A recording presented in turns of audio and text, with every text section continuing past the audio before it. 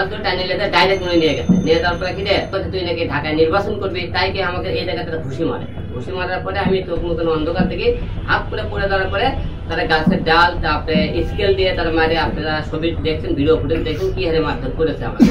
আপনারা সবাই জানেন 29 তারিখে আমার পর সন্ধ্যে 7 ঘটিকায় আপনার আফতাবনগর এমগুলোকে আমাকে হামলা করা হয়। সেখানে আমি খুবই মনে করেন গুরুতর আহত হয়ে তারা কিন্তু মনে করে সাইবেন মারা গেছে। তারা কাজ খুলে তারা রেখে চলে যায়।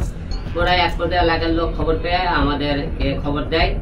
মনে করি আমার যারা লোকজন ছিল রিয়ামনি এবং অন্য লোকদের খবর দেয়, তাই সেখান থেকে নিয়ে আসে আমাকে প্রথমে ফরাজি হসপিটাল নিয়ে যায়, তারপরে মুগদা, সেখান থেকে ডেল্টা, সেখান থেকে পঙ্গুতে নিয়ে যাওয়ার পরে চিকিৎসা অবস্থায় তারপরে সেখান থেকে সুস্থ হওয়ার পরে আমি আজকে আপনাদের সামনে কথা বলতেছি।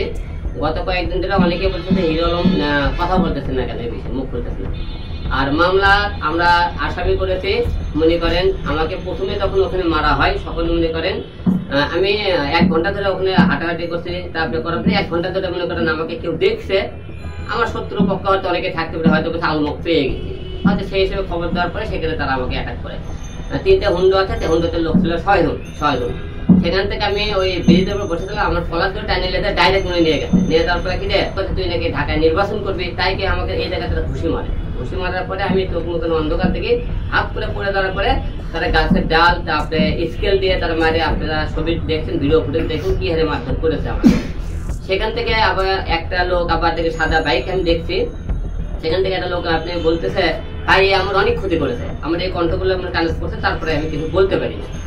এখন মামলা করেছে তাদের নামে।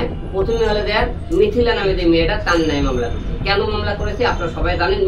মিথিলা বিভিন্ন রকম অনলাইনে আসে, তাছাড়া মনে করি আমাদের বিভিন্ন গুজব ছড়াইতেছে, আমাকে হুমকি গালিগালাজ বিভিন্ন অশ্লীল কথাবার্তা বলে। এবং তার স্বামীর নাম হলো চমন, 2 নম্বর আসামি। চমন মনে করেন আমাকে মনে করেন মেরে ফেলার জন্য অনেক কথাবার্তা বলছে। আপনি এটা চমনে একটা ছোট্ট একটা ভয় শুনে